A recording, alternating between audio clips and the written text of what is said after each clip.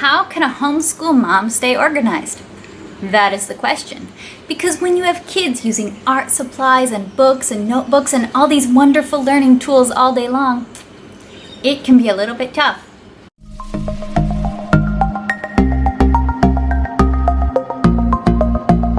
Hi, I'm Rachel from 7 and All. I'm a second-generation homeschooler, and today I wanted to take you on a tour of my small space homeschool organization, the area and part of my house where I store all of my homeschool materials, my learning materials for my two little boys. If you've been watching this channel long, you'll know that I am a second-generation homeschooler, and our family kind of has this multi-generational homeschool thing going on. We often spend a lot of time with my sisters, get to see them probably almost every day. I teach some of the subjects in our family's homeschool, and I talk about a lot of the curriculum we use with my sisters who are in 5th grade and in 10th grade right now. So you see me talk a lot about older kids' materials, but what you're going to see in my homeschool room is more of little kids' materials because I just have little kids myself, and we are embracing the preschool stage. But even when you're just homeschooling with preschool and with toddlers, that still kind of comes with stuff, and you have to keep it organized so that one, you're not losing pieces, losing resources, and having to waste money buying things again, and two, you're not wasting time during your homeschool day not knowing where to find exactly what you want to use. So my family does live in a relatively small apartment. It's about 1,000 square feet. We have 3 bedrooms for myself and my husband and my 2 boys. We use the smallest bedroom as a kind of office space where my husband and I keep our computers, and that's where we store all of our homeschool stuff and kind of toys and learning materials in that space. We have a large open kind of living area. That's just how the apartment is designed, but I really like to keep that large, wide living space very empty as much as possible. We have our dining table in there, we have our couches in there, and that's pretty much it. Our boys ride their bikes around, drive their little cars, run back and forth across the room, and I just kind of like to keep that space as our big, open, very toddler-friendly space, while all of the storage stays in our little bedroom office. So I'm going to take you on a look inside right now, take you on a tour through my bookshelves, see how I organize it, see how I keep things, and my favorite tools for homeschool organization. All right, let's go see it.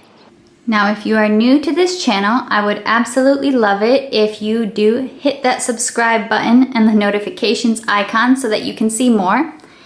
You'll see here that I do have the 4x4 bookshelf from Ikea. I believe it's called Kallax, if I'm not mistaken, and these are very popular among homeschoolers for very good reason. The cubbies make organization very easy. You can also opt to use drawers, as we did. We have fabric drawers here. And especially in small space homeschool, you might not be able to devote a whole entire piece of furniture to just homeschool. So this furniture is very multi-purpose for us. This is my husband's junk drawer. This is my junk drawer. I'm a big believer, even in a minimalist home, you gotta have a junk drawer or two. They come in very handy for some things that you just need a junk drawer for. Tell me, do you have a junk drawer? And do you have one for yourself and your husband? Let me know in the comments below. And then this is my linen closet. You can tell where my priorities lie. I've got 2 full bookshelves of board books, and I have 1 drawer as a linen closet. All spare bed sheets and spare, what are they called? Placemats are in there, spare pillowcases. And down here is where I keep all kind of craft supplies, like these styrofoam things that our fruit comes in. I use those as paint palettes. I've got some boxes and just paper there, things I can use for crafts. And so all that kind of recyclable craft supplies stays in that drawer. So I'll take you on a little tour here. There's a few things that are also not for homeschool. This is more my journals, my baby books, devotionals. This is my stuff. I have a journaling and planner habit, if you don't know. This is our library books. selection, so always changing, but usually involves some elephant and piggy books. So I am very big on this, keeping all library books right here when they're not being read. I have a kind of fear of losing them or them getting mixed up. Library books stay there. We've got a couple of activities here. This is letters for lacing. This is my favorite lacing activity. I love that they're plastic and not cardboard, so they're a lot sturdier. And I mean, they're letters. What homeschool mom of preschoolers doesn't like letters? We also have a very old Zingo game here. You are going to be able to tell my multi-generational homeschooling advantage because you're going to see a lot of kind of maybe old stuff on my shelves. I didn't buy this. I didn't even buy it used. This is a hand-me-down I've kind of stolen / borrowed from my mom's collection. It's far older than my kids are, but my oldest son is just beginning to be able to play it, and he really enjoys it. And my mom has several Zingo games I'm going to be able to draw from her collection. This is mine and my husband's Bibles in a couple different languages, and also some just notebooks and my stuff, mommy's stuff again. Now we're getting into the stuff I keep for the boys. I keep board books right here and right here. So I have 2 shelves of board books. We have them all mixed together, English and Spanish and bilingual board books. And I do switch out. I keep a basket of board books on our couch at all times. And I just kind of, once in a while, whenever I feel like I'm bored of the ones on the couch, I just switch out board books to keep out there. And I do keep these lower because I'm okay with it if the boys get into these shelves and pull them off themselves and look at them themselves. So they're totally allowed to do that with these books. Here is my paper, which I have quite a big paper stash right now. I'm needing to do a lot of test printing for the Purely Preschool and for the other resources I'm making.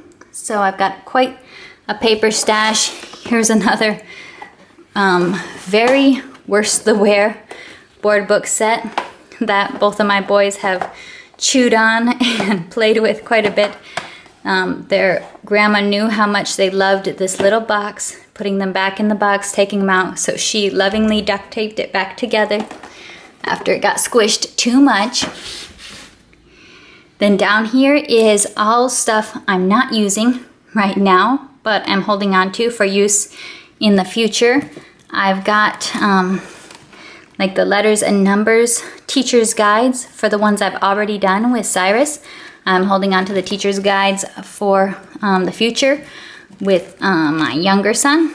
I've got a couple of just cute little workbooks. Actually, sometimes my mom just buys a cute workbook when she sees it and then gives it to me. But this is kindergarten, so it's a little bit too advanced for us. This one's also kindergarten. So having relatives who also love homeschool is a good idea. This is my go-to shelf that I'm going to every day because this is where I keep everything, all the active kind of workbooks and curriculum I'm using. Over here, all of this is not curriculum. You can look at it. These are the cheap coloring books I keep for my baby. So baby scribbles in these while the big boy does his schoolwork. So I just have a handful of little old coloring books that he does. This is where I keep my Purely Preschool or Puramente Preescolar units, all in this binder. I have 5 units in here so far. I should be able to fit a couple more in. Probably should have bought another binder like this when I saw it because this size of binder is really hard to find where I live, and that was awesome. I have the Gentle and Classical Preschool. We are quite a ways through this, but I've still been following up with the memory cards. So this is all in Spanish. That's our Spanish preschool routine, but I'm still incorporating some of the memory statements from Gentle and Classical Preschool for our English preschool routine. Our binder, learning binder there. Got a couple sets of flashcards. These are animal number flashcards. You can see that he loves animals. This is another thing that was just a hand-me-down from my mom.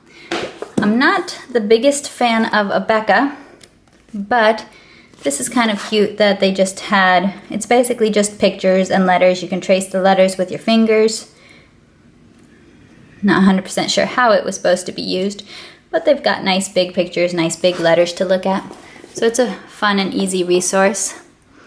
And then a couple just little fun interactive workbooks that we work through here. He really likes this Mazes for age 3 to 5 book. He loves this. It has little stickers inside. He also loves that one. He always gets really excited about. We're almost finishing the Montessori Method Seasons workbook. We've loved this series quite a bit too. Now I'll get up to my actual picture book collection, or I guess I'll start up here.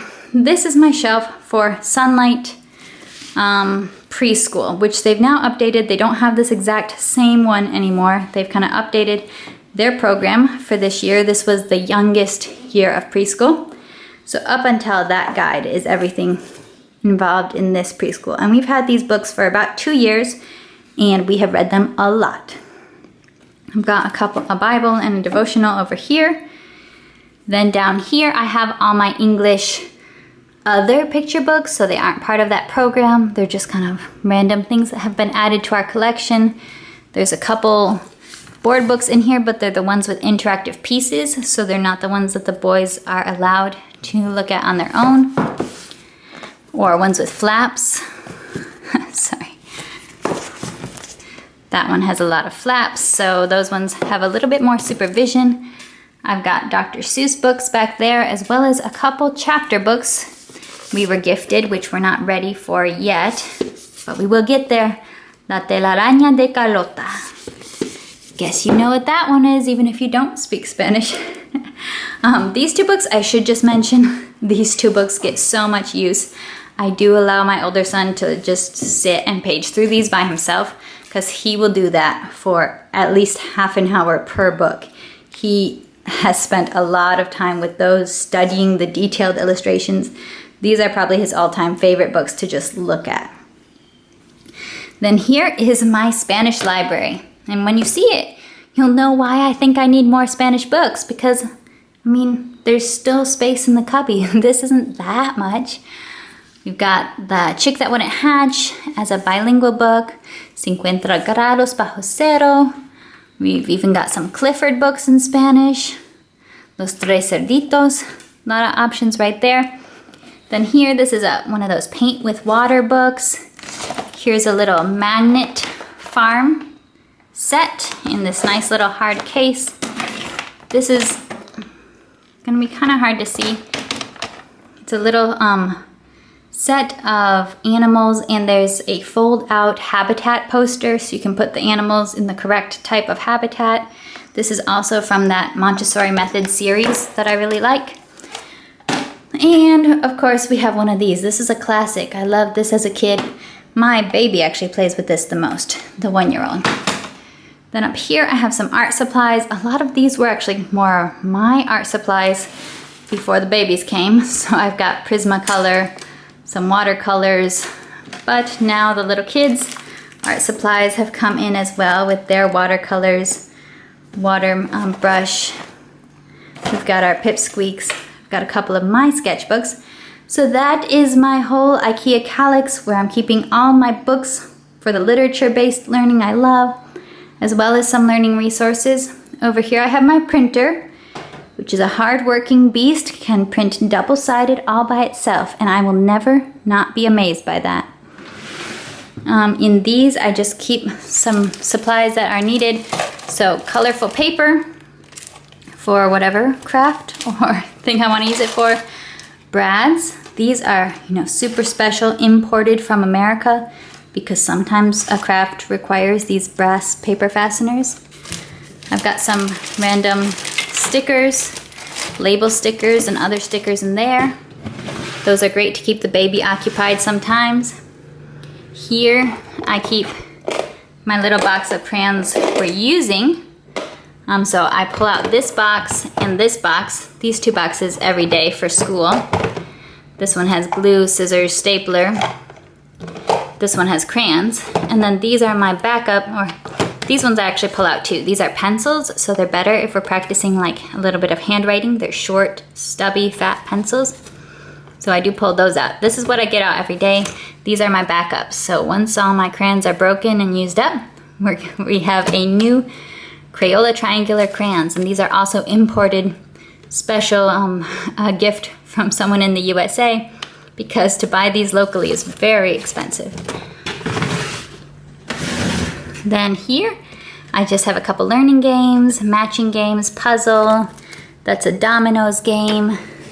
This is like from Plan Toys. They have some really neat stuff. This is a number card, so it's got a number of bees on the card and then different wooden numbers you can put into the card. I've got another animal matching game from them. So I usually try to pull out one game a day from this. This is the set from Handwriting Without Tears of wooden pieces to build letters with. I've shown these in a different video. I really love these. My sons really love these for learning to build letters without having to do any handwriting. Got a couple of these little sets here. These are little shapes puzzles and numbers puzzles. They have matching the number and then the quantity of items. This is a under the sea puzzle that's seen better days, but it was like a hand-me-down given to my mom and given to me. So it's like seen at least 3 families' usage. And then this one is less for homeschool. We don't have closets in this home, so any storage is inside furniture. But this is still things I use to keep my toddler occupied during school, things I use for preschool my toddlers. So top shelf is all Mama's stuff, my sewing machine and my sewing materials. Mamas can have hobbies too. We've got our Lego set. So we've got different wooden blocks sets right here. Magnetic fishing, a little racetrack with the race cars. Baby loves this one. This was a gift, I think, for my oldest son's first birthday. A lot of use in this house. Then this was a bracelet my son made me. He said it was really big. He wanted to make a really big one for Mama. I thought that was hilarious. You can also see the size of my wrist. We've got our Frisbees. These are all his Tinker boxes, subscription box that we've gotten.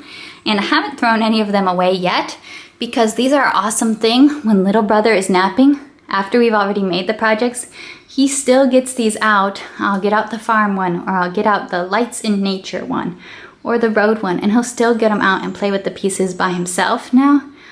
So those have been really fun little resources. I will eventually start kind of tossing away the pieces that we don't need to keep, but for right now we have the storage, so might as well keep them and let him keep playing with them. And then down here we have, you know, stroller, bike helmet, some more cars, 2 yoga mats. So when you don't have a whole lot of space, you really need to make the most of it for the tools you're using with your kids, the books you're using with your kids, and your own stuff. I mean, life requires some amount of stuff. Here's my little office space. I sit on a yoga ball. I have for many years. I love it. So I don't need an office chair. Right here in this little desk organizer, I keep more of the things that I don't want my kids to get into. So this is my pens, my colorful pens, bunch of scissors, whiteboard marker that sometimes comes out for school. But then my routine each day is that I just take off the curriculum guide or the workbooks I want to use each day from this shelf. And from these shelves, I'll pick a Spanish book and I'll pick out one of my Bibles. I'll pick out an English storybook, and I'll bring everything to the table along with the crayons and the glue and scissors and the pencils.